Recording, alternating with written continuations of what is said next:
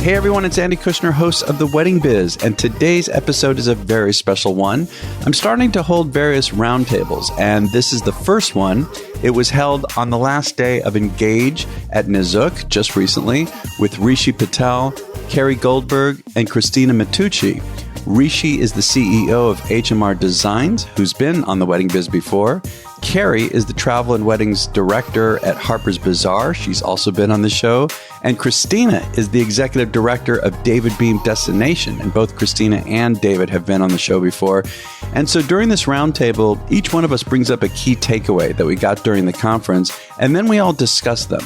And following our roundtable are brief takeaways from several Engage attendees, including Sarah Schreiber, digital editor of Martha Stewart Weddings, and Julie Novak, founder and CEO of Party Slate, and several others. And so stick around when the roundtable's over so you can listen to those as well. And we're going to be taking the first off, so there will be no The Next Level episode this week. We're going to do that in honor of New Year's. And so I'm going to want to wish every one of you a wonderful holiday, and we will be back on the 6th. And for now, enjoy my conversation with Rishi, Carrie, and Christina. So, hey, Christina, Rishi, Carrie, so good to be seeing you all here at Engage at Nizuc. This is crazy. And thank you for coming to my bedroom to do this. Happy to be here. Anytime. Anytime? I don't know if I can say that. But yeah, what I wanted to do was have each of us kind of bring up a takeaway that we got. Obviously, there's many, that we get here at Engage when we go, but just one that was particularly important, maybe moving for you that you're thinking about that you're going to take back with you, whether it's personal, because that's a whole nother thing, as we know from Engage. We get a lot of that, or strictly about career. It's up to you. And first of all, just so everyone knows each other's voices, well, Rishi, you're the only other guy here. So if you could just say hello. Hi. All right. So that's Rishi's voice. Christina. Hello, everyone. See, very distinct voice. And Carrie. Hi there. Okay, see, so now you all got everyone's voices. So I'll start first. And one of the takeaways, Christina, was from your presentation, which rocked. I mean, and Thank everybody you. did. I mean, all three people here gave presentations, but you came up with this phrase, audacious transparency. Mm-hmm. And some of the things that stuck with me about it was that we need to be really clear about our own story if we're going to be able to tell the client's story, and to strip naked and get a megaphone, basically. Yeah. Can you say more about that? Because I love that. Yeah. So, I mean, I think the key factor in this is we hear about, I think the word authenticity is bandied about quite a bit. And I think it is lost a little bit of its meaning. Kind of become a cliche, exactly. hasn't it? So I prefer the word transparency, because I think when we are wholly transparent with our clients, they love us. I said it in the talk yesterday, but they love us more because they know us more, and because that means they can trust us more, and that they, through that, can be genuine themselves. The key for me is the audacious part of it. So being loud, being proud about being transparent, being vocal about being transparent, exaggerating that transparency if you have to, if it's David with a beard, or David Beahm we're talking about, or Lizzo naked on her album cover. It's about being loud in that space. And by loud, I don't mean verbally loud, but just super, super clear about it, and putting that on the front burner. Like basically just own your personality, right? And just put it out there. Don't be afraid. Be vulnerable. Exactly. Mm-hmm. Right? Do you all agree? You feel the same way? 100%. I think that as designers or as leaders in the industry, whether you're a planner, designer, photographer, stylist, editor, whatever, I think that to have that level of service and client, you must have a unique perspective. And I think the best way we show our perspective is the way we present ourselves, the way we act, our signature, our style. I think that's such an important thing that clients automatically gravitate towards. And I feel like they do open up when they understand who you are, and all of a sudden they feel comfortable being who they are. And then you get the best of both worlds, I think. Yeah, I feel like if we're vulnerable, then it opens the door for them to be vulnerable. 100%. I mean, you see this too, Carrie? Yeah, I mean, I think also our brands, and I think the three of us have this in common, the brands that we work for and, our personal brands, they set the tone for how people view us. I think it's really up to us to be vulnerable, to band-aid all of that with accessibility, especially at a place like Engage, because I think that so often there's this notion that luxury is inaccessible. And I think that audacious transparency kind of makes that luxury more experiential. It makes it more genuine and more thoughtful because people feel like they can play in that space with you. And I think it's ironic too, because of like social media and just media in general that surrounds our events that we do, surrounds our businesses. There's a perception of what people think you are before they come to meet you. And I think when they do come in and see a lively, energetic person or someone who's really vulnerable or somebody who's very kind, it's almost this complete opposite, just juxtaposition of what their perception of you is and what you really are. And I think that really changes, again, the dynamic of how that experience goes. Because as wonderful as a tool like Instagram is, it doesn't tell you anything. Yeah, until it's you're all in the just room the with positive, someone. wonderful stuff, or fake in some people's perspectives. There you go. And you can craft that to be anything that you want it to be. But until you're sitting in a room with somebody and they're really cracking open and allowing you to see them, you don't know who they are through a website or an Instagram page or any of that. So how do you do it, Christina? Like, on behalf of David, when you're talking to clients, I mean, is there, or you're just out there. You're not. I mean, holding back. I don't know what my secret sauce is, but just be you. Yeah, I always have been me, and for better or for worse, I'm super theatrical. I'm super performative. That's who I am. Like I came out of the womb tap dancing. That hasn't stopped. It hasn't stopped. But that's not for everyone. And I don't necessarily encourage everyone to live on that performative level, but that's who I am. So when I come into a room, whether it's with David or not, you're going to get that. You're going to get that every time. What I like to do is when I'm with a client or a prospective client in person or whoever in business, I try to do something to kind of loosen everyone up. And so I feel like we are the ones that have to first bring it, right? And set the tone. Yep. For sure. And so again, I think this perception of who you are going into these meetings with new clients, like I always joke with my team that we are putting on the biggest show ever because we are trying to read the client. Yeah. We're trying to entertain and also be creative all at the same time. And connect. In 45 minutes or an hour, and connect obviously and understand what they want to spend, how we're going to win this business over from somebody else, all in the scope again of an hour, and it's a really kind of hysterical. It's very theatrical. It's an audition. It's an audition. Ooh, yeah. I like that. Although that could make people nervous, but again, you just gotta, even for auditions, you gotta bring it. Having a theater background. Yeah. I always found that the people who did the best at auditions were the ones who treated it like a game. Like, what do you mean by competitively? that? Like play, let's go and play. Let's go and play and let's get into the sandbox and get dirty. Not put so much pressure on themselves. Yes, it is a stressful situation, Rishi. I completely agree. Like when you're up on that. On the stage. On that stage and being judged for, are you going to get this job? But if you sort of take away that pressure and you can play and you can be yourself, then I feel like you're more likely to get that client because they're going to see a more real you and they're going to see a better representation of what you're going to bring to the table. On this show, so many people talk about who I interview.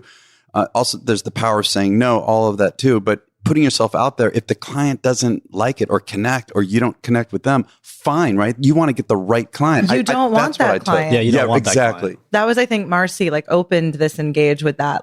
The whole goal is having a point of view so that way, I think you even said this in your talk, I said it in mine, like begets like.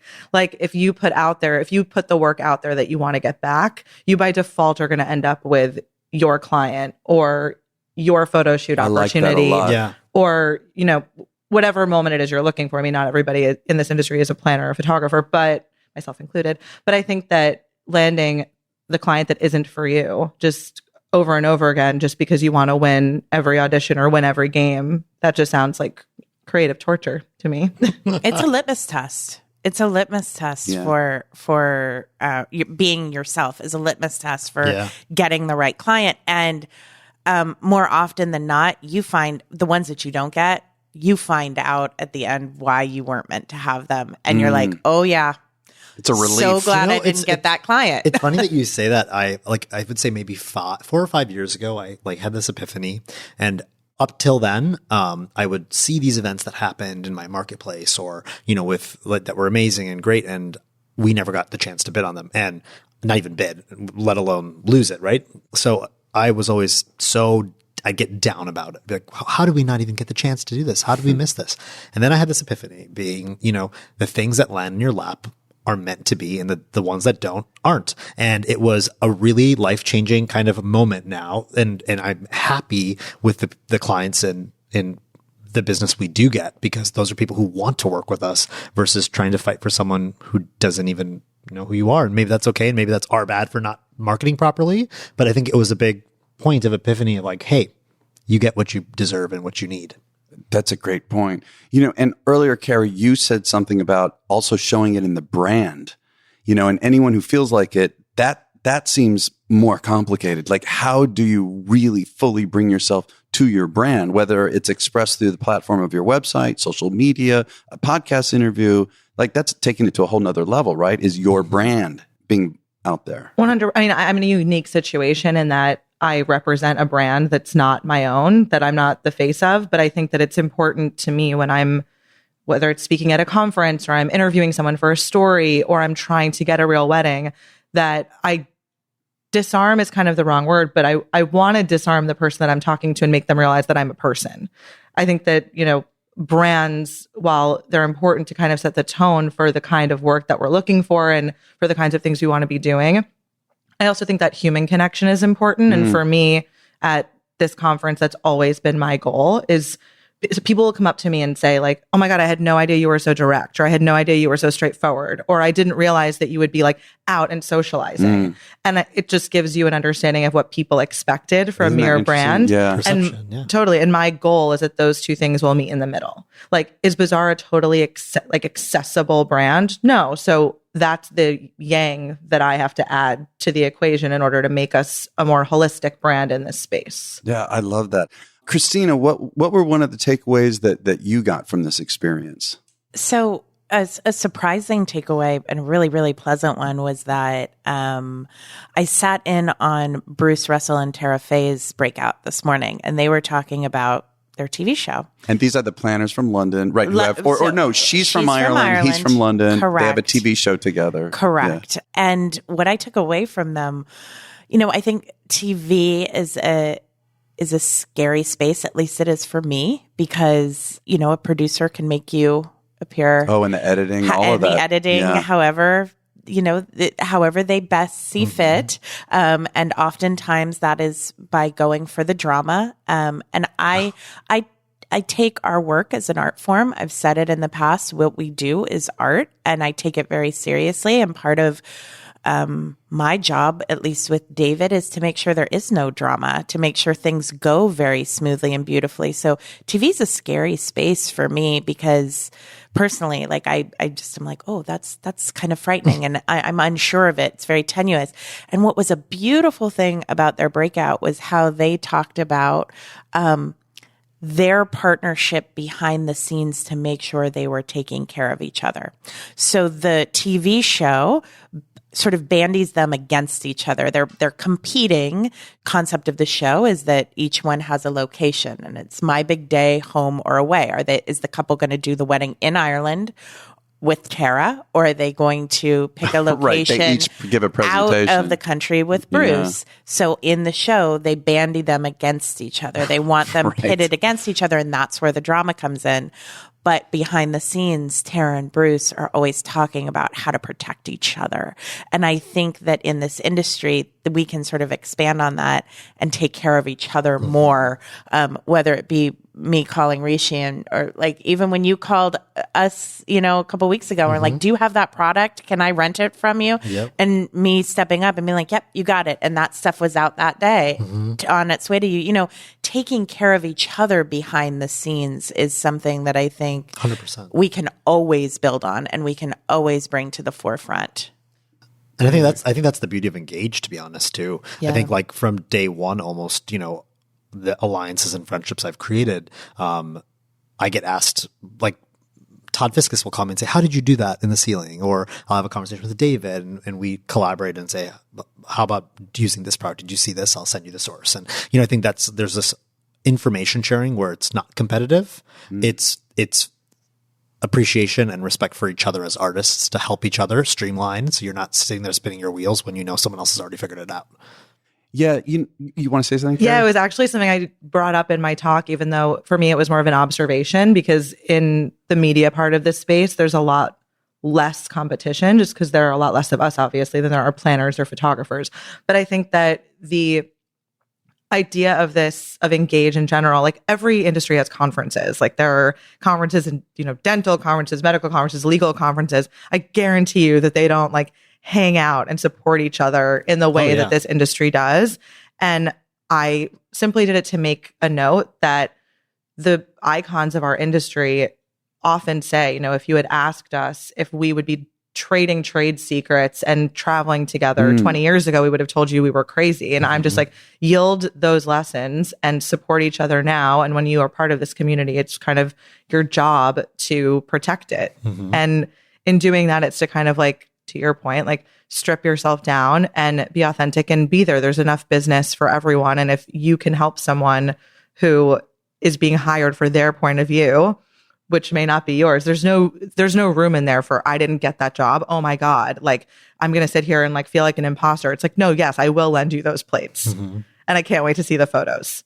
I want to know what you do with them now that I've used them, or I want to know how you would do the ceiling installation. To me, that just makes covering this industry as a writer like that much more exciting. I'm also thinking with you all talking about this in another angle on this. When I was interviewing Preston, I think it was the part 2, he was very vulnerable, like he was here at Engage. He talked about how he's lately struggling and he put it out there. And I remember on the microphone, I asked him about, what does he do during a recession, a rough year? He said just 3-4 years ago, he had a really rough year. I mean, the Preston Bailey, right? None of us would think that he's having such an issue. And he was so vulnerable about it. I said, well, what do you do about it? And he said, I will call my friends in the industry and I'll ask for help. So even taking it to that deeper level too, same kind of thing. What about you, Rishi? What is a takeaway that you got from the conference? I know there's many, but like one, if you could pick one. It's not necessarily related to a presentation. I think it's something that I've been seeing a little bit more. Yeah. While there's lots of beautiful friendships and love and support, there's also a little bit of foul play going on. I think that, I don't know if it's from a point of like, what do you mean? Aggressive behavior. I just think that there's, a lot of personalities here. And I think that sometimes there's, we're all AAA personalities. There's a lot of alphas in this industry too. But I'll tell you what the takeaway is. I think that some of the icons of our industries have stepped in and kind of tried to mitigate some of that tension and try to, resolve and break that up a little bit, which I think is a really good thing. But really the biggest takeaway that and it's kind of silly for me to say this, but I think when Marcy was saying her talk about, you need to have, what are you selling? We all are selling events and luxury and flowers and decor and design and a product or a service. But what is your point of view that differentiates who you are? And it's funny because from a stylistic perspective as a company, we do 700 events in a year. So that, and they're all different styles, types, and we're like chameleons of style. I think what we sell is our editing and our taste in any of those realms of design. But it was just interesting to hear that, just because, again, there's people who have a very specific, very, very specific brand direction. This is what they design. This is the type of events they do. And really anything outside of that is not something they take on. And for us, it's really, A, is it profitable? B, is it something that's going to excite us and make and we're going to have fun with it, and if it's a good fit. But I think that why do people come to you? What differentiates you from somebody else who's also equally as talented? What's that differentiating factor? I love that. And like Marcy was saying, to own it. Because she had a few volunteers who were very courageous in front of the room to get up and talk about why are they so good at what they do. And I think it was all except one really didn't go there, and own it and say it, right? I mean, yeah, I think, and it was also funny because they basically were being asked to elevator pitch in front of the entire room. Yeah. And I think that a lot of them spoke about the joy that they get out of their own work. And I could tell that Marcy was just like, I'm so happy that you feel joy. Like, what about the client? Yeah, right. Yeah. What are you selling? Does the client feel joy? At the end of the day, if you don't feel joy and the client does, you are going to be your joy will come. Like you will be just as happy. Yeah. But I think also to your point a little bit, like, and I relate to you guys as a creative as well, just because in styling, obviously it's not the same as events, but when I'm feeling toxic energy or when I'm feeling negativity, I'm less inspired. Like my work suffers. Mm-hmm. And I think that when you are in such a deeply, in such a beautifully entrenched community like we are, it starts to feel a little bit personal. It starts to feel like family. And I think that that's when we need to like cut out the noise. And to your point, like figure out what makes us different, embrace that, not be competitive, figure out what we're selling, and everyone's work will just be better for it. You can't be the person that's contributing to negative energy and then put a favor in someone's inbox the next morning. It just doesn't work that way. Yeah, I feel like people are kind of self-protective of what they feel is their secret sauce, but you put it out there, and it's really more powerful. Well, who's gonna? You can't steal someone else's DNA. Totally. The irony of this is that I can't be Rishi Patel. Right. I can't be Carrie Goldberg. Like I definitely can't be too. Yeah, I can't be too. like, Nobody. There's no Mama. secret that I'm like revealing to the world by being myself that can be stolen. Right. And it has been amazing to me. I think every Engage has sort of an organic theme that emerges that is sort of like stitched through every talk.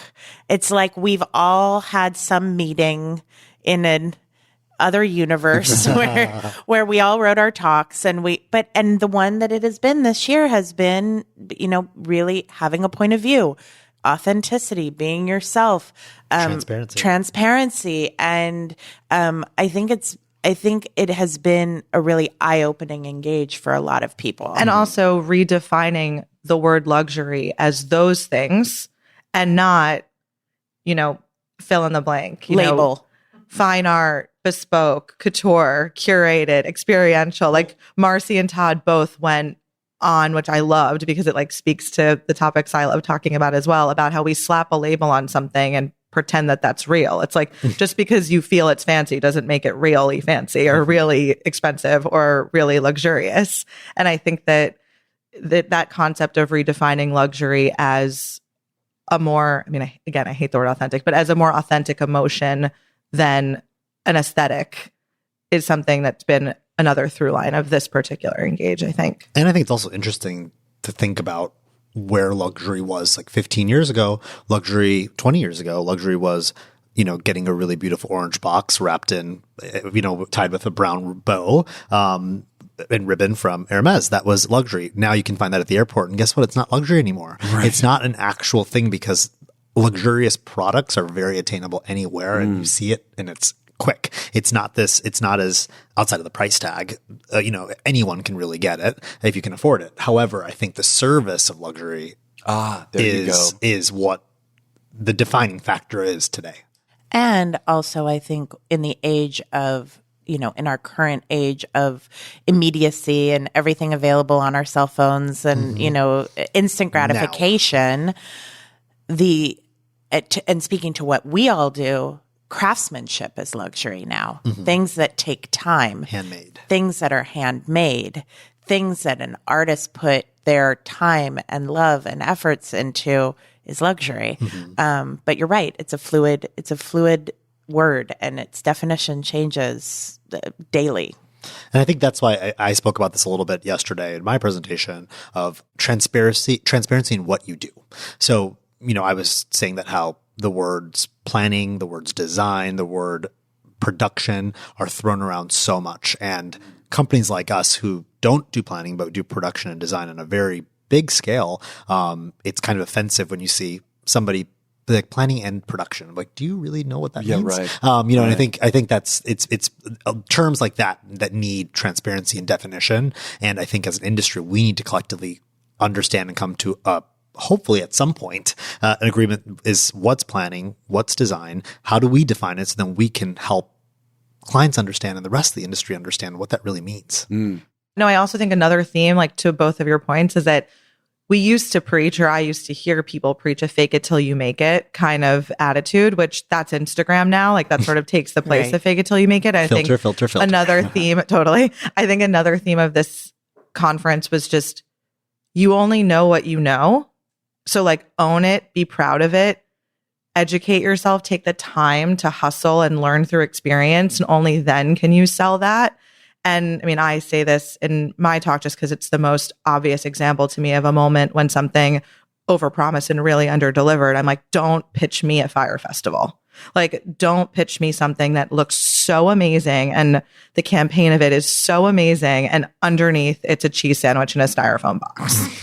Like, don't. And I think that I think that's why a lot of the icons in our industry are really preaching like, what you have to sell is special, worthwhile, worth investing in. It doesn't have to be what I have to sell. So, and I think that kind of all goes back to your audacious transparency. And don't you feel like, and maybe this is again my perception, but every successful person in our industry that are the icons, and sometimes even the ones like Preston who've paved the way, they are unapologetically themselves, right? They, and I think when they became or came to that understanding, whether it was organic, whatever, I think that's when their success really hit. And I think that that's something that we should hopefully all strive to be, is just ourselves. And like, again, you can only sell what you are. I like that. Carrie, what about you? What's a key takeaway that you're leaving with? I mean, we've gone through so many. I definitely think that there was, in talking about this redefining luxury, which is something I'm really passionate about too, I think that was a huge through line for me. I also loved hearing people really talk about not pricing. I think that's been a large conversation in the past, but making money. That was finally like something that I noticed more at this Engage than anywhere else. Like, I just came from Jenny Tai's breakout session where she spoke about like, newsflash, if you're not making a profit, you're not in business.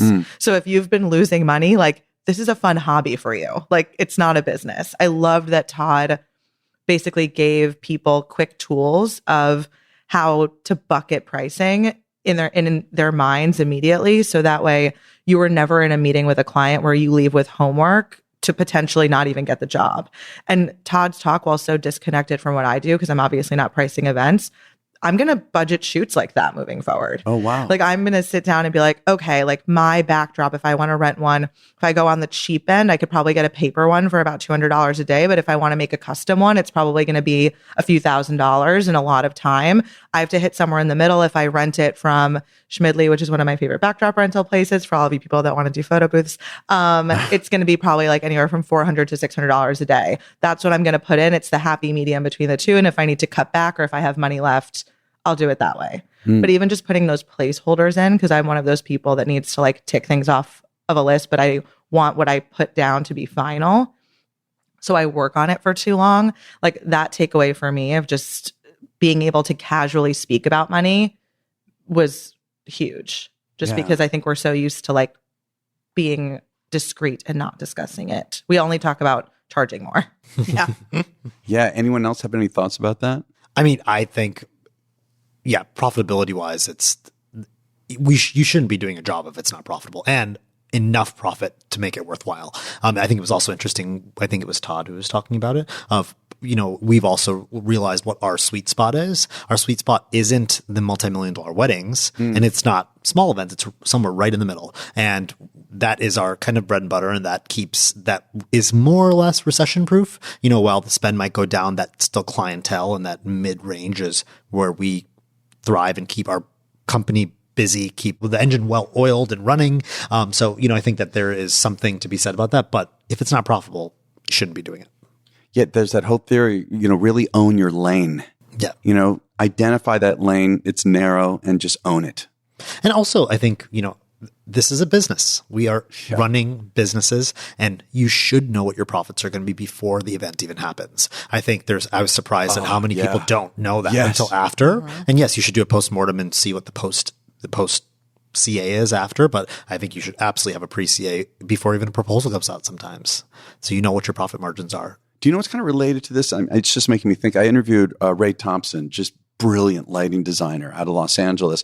He was talking about how after every project, I mean, he goes through that exercise. He's very business minded we're all creative, but after each event, after each project, he gets his entire team together. I mean, he doesn't have 700 like you, Rishi, but they get together every time and they go through and they kind of analyze it and they talk about the profit and they talk about each element and what can they do differently and where did they underprice, or what can they do differently? I mean, they analyze it each time so that they make a profit in the future.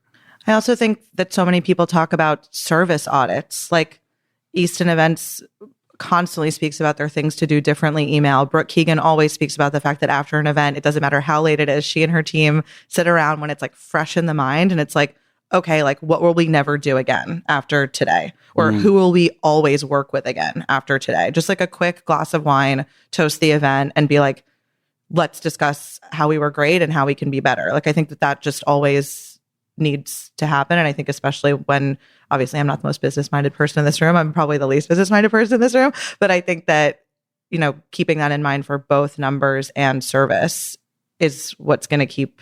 Well, I spoke about that yesterday in mine, and it was about planner-designer relationships. And I said a postmortem together is so important because that relationship with a planner, for us, it's a big source of income, that planners bring us clients and events. That's a much more long-term relationship than that 6-month process with that specific client. And we need to find out what went well, what didn't go well, how we can do better, because we still want to work with them and we still hopefully, and want to keep doing business and continue that revenue stream. Before we go, I'm thinking one more topic, one more question. So here we are, we're recording this at the end of 2019. We're about to go into a whole new year. And there's a lot of fear out there with the political climate and it's been a long time since there's been a recession and ultimately, eventually there's going to be another one. I'm wondering how each of you are thinking of that and how you're going into 2020 with that in mind and just what you're thinking overall about going into 2020 and what you're bringing to where you think we need to go in this industry. Well, I think just internally within Team Beahm, we're always looking at keeping the diversity of our clients up so that we, if we go through another economic recession, and look, I was in that. I was there with David. We rode out 2008, and that was a scary, scary time.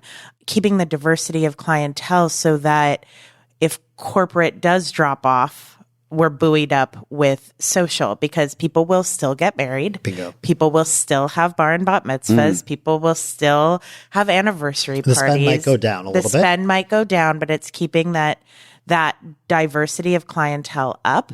The other thing that when times get tough, we have a wonderful client who is a very successful financial person. And he always says, cover your nut. And it's just making sure that there is no ego. And when times get rough, if we go through another economic recession, you take the jobs that cover your nut, that will keep the company afloat. Mm-hmm. And that's where I think we lost a lot of companies in the last recession. I mean, it was a cleaning of house in many ways, that we just lost a lot of some really, really talented companies just dropped off the planet because they didn't have a diversity of clientele. They were focused strictly in one silo versus diversifying across the field. And then they did not do the work of making sure that at the end of the day, the bottom line was covered. So for us, that is how we practically look at surviving something like that.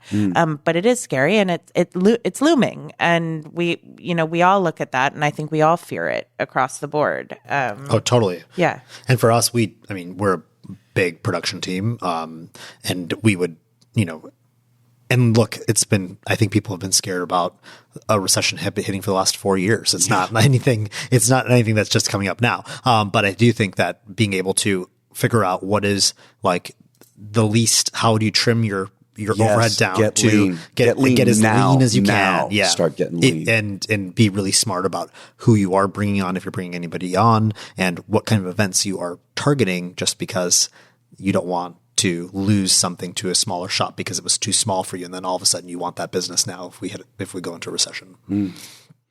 Carrie, what do you think? Obviously, with what I do, addressing the recession is is a completely different conversation. But I think that for me, just to address your comment about the political situation, I think that for us, it's really important that we give a platform to voices that aren't being given or are being silenced in this political climate. And so for me, like diversity, inclusivity, has never been more important to me when it comes to everything from like the art on site that we feature to the real couples that we feature to the ceremonies that we highlight, everything like down to ceremony music, like making sure that there's all of our lists, making sure that there's as much diversity as possible on those. And on top of that, like sustainability, like we're looking to run weddings that are entirely sustainable just to encourage that in the market more, just as a contribution to what I think is something incredibly important. We launched a sustainability package on Bizzaar this month, just because we think it's an important conversation that everyone needs to have and be contributing to as much as possible. I'm not saying that everyone needs, I certainly am nowhere near going green today as I drink out of a plastic water bottle, my like 20th of the day. But I think that it's on us to contribute as much as we possibly can. And I think for us, it's giving everyone and anyone a place on our platform. You know, I've also been thinking for myself with this fear of economy and politics and all of that, how can I reposition myself maybe now? Because I don't want to be caught like with my pants down when this happens.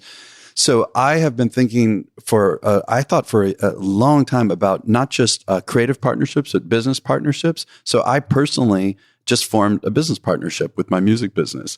And one of the things I've learned from this guy, Robert Sherman, he was on the show recently, was, immediately getting lean. He was talking to me about, I'm laughing because about like $50 a month expenses, that are recurring. Do I really need this even $10 a month? In the past, I would never even think twice about that.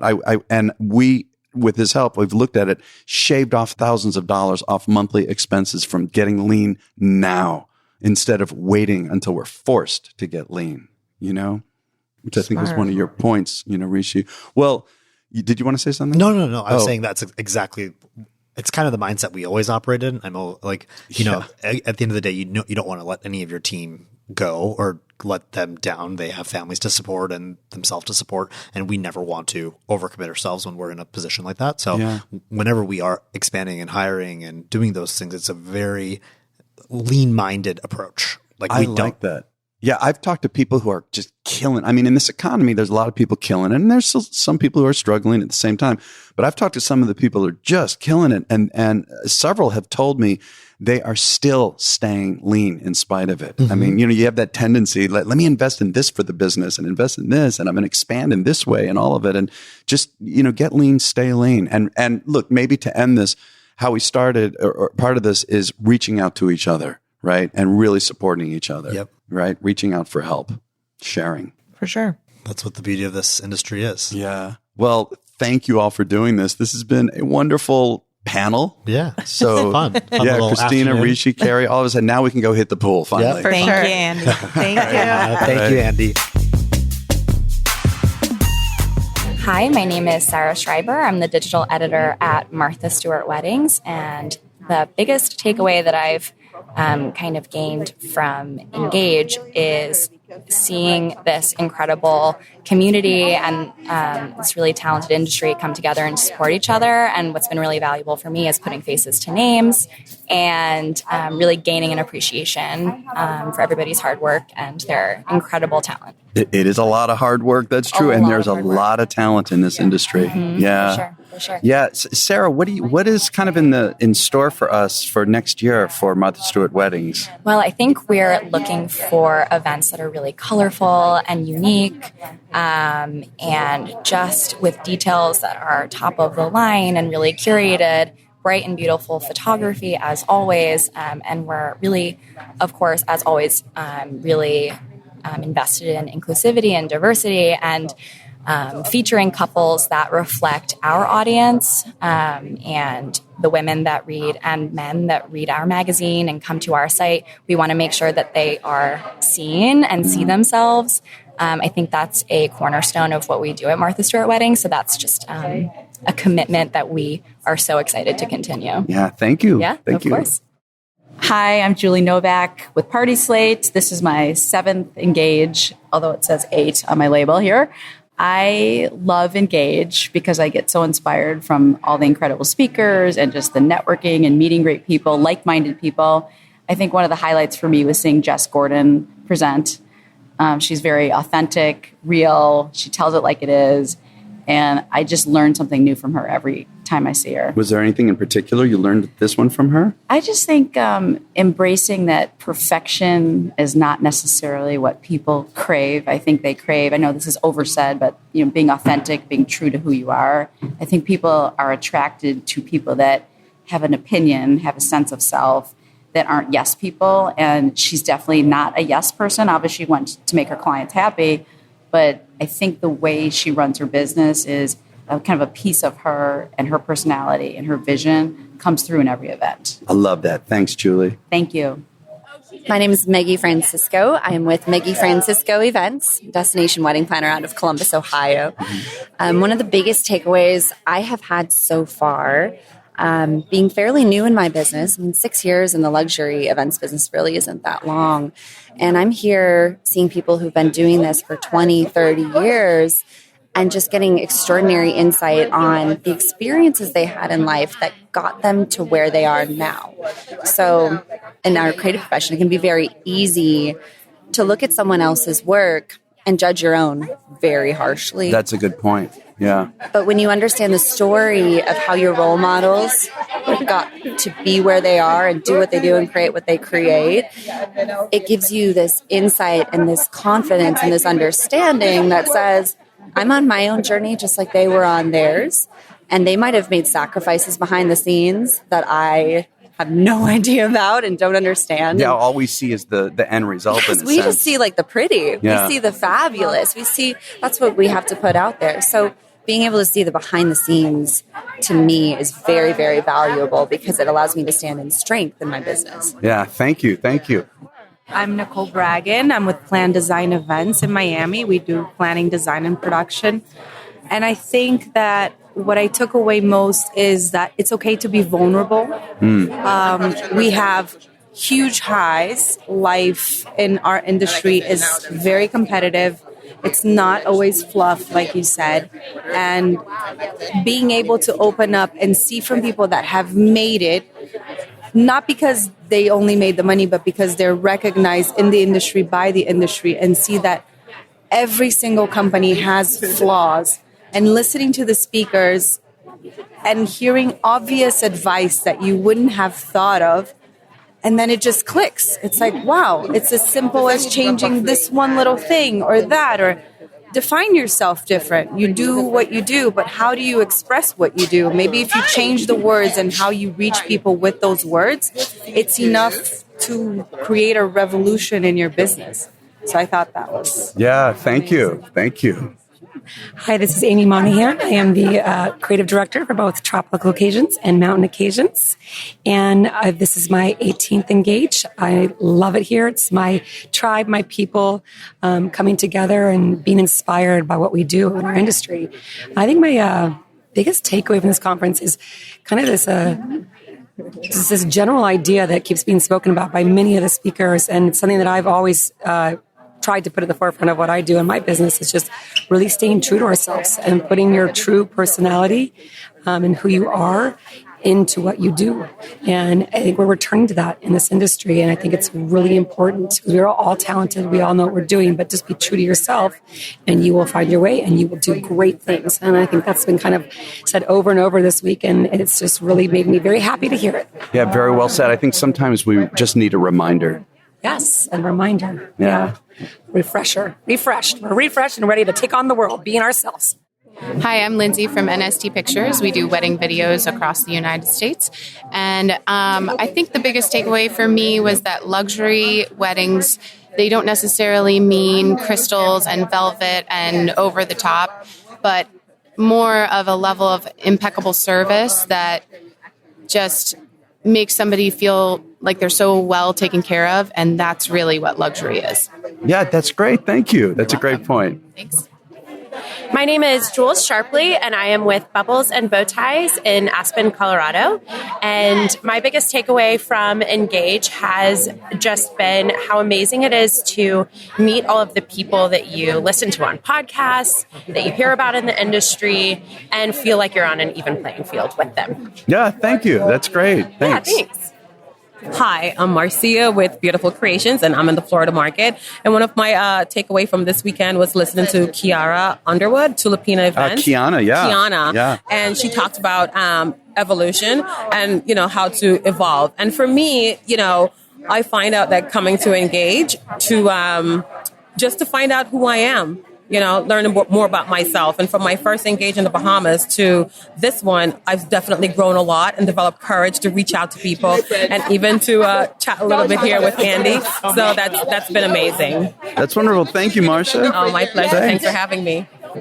My name is Ilse Diamant. My company is Diamant Events, and something that I've learned here at Engage 19 Nizuc is the art of transformation. That's a good one. Yeah. What about the art of transformation? Well, it's something that you can apply to every single aspect of your life, but you can just transform spaces with the core, transform lives by just touching people with different aspects of it. But something that I never realized is that how much involved what I do as a destination wedding planner has to do with other people's lives. It's not just one day of their lives. And that was just like a really big eye-opener. That's beautiful. Thank you. This is Chris J. Evans, photography. My biggest takeaway from Engage 19 Nizuc was unabashedly be authentic. Share your pitfalls with the industry. Share your pitfalls with your fellow friends, because people you put up on a pedestal going through it too. So it's great to just be authentic and amplify the real. Yeah, sometimes we just need a reminder. Yeah, thank you. Pleasure. Thank you. My name is Chelsea Abril of Chelsea Abril Photography, and one thing I've learned here at Engage is the power of kindness and humanity amongst us as professionals and with our clients. And in what sense kindness with people here? So, Tony, I feel like in this industry, it's easy for our couples or our vendors or our friends to turn into like numbers or things on a spreadsheet versus the reality of seeing people as people and reaching them on a human level and interacting with them on a way that, provides value and like kinship. Yeah, it's good to be reminded about that. Well, thank you. Yeah, thank you. Hello, my name is Cynthia Lira. I'm wedding sales manager from Nizuc. And I really love being there because I learned how to commit and connect with all the people, with our clients, and also with our partners in the business. Thank you. Thank you for saying that. You're welcome. This is Sarah Rashawn Wedding Photographers. And the biggest thing I think I took away was from Priya Parker's talk about finding your client's purpose with their event and really trying to build their event around that. Yeah, to directly ask them that question, kind of dig in And ask them. And I actually tried this. I ended up having a consult last night and tried it last night. And the first answer was well, I'm having a wedding. And so it gave me the opportunity to really kind of dig into what they're wanting and why they're doing their event. Thank you. Yeah. This is Adam LaFell from Adam LaFell Productions. And my takeaway from Engage 2019 here in Nizuc would be the ability to meet the top event professionals in the industry and make friends with them and eventually turn that into bringing my company to the next level and give them the next level of service in my unique industry. Thanks. Yeah. Ira Levy, lighting designer, creative director, Levy NYC. This is my first Engage. I'm enjoying it very much. I'd say that my biggest takeaway so far has been just the surprise of different people that I maybe thought that I wouldn't connect with that I connected with. Yeah, that's a real nice aspect of this. Yeah. Thanks. You got it. Thanks for listening to the first roundtable conversation. This one about the Engage takeaways with Rishi Patel, Carrie Goldberg, and Christina Matteucci, as well as some of the recent Engage attendees. And we're going to be kicking off the new year on the 6th with Klain Gessel, brilliantly talented photographer with whom I had a knockout conversation. So have a great New Year's, and we'll catch you on the 6th with a new episode of The Wedding Biz.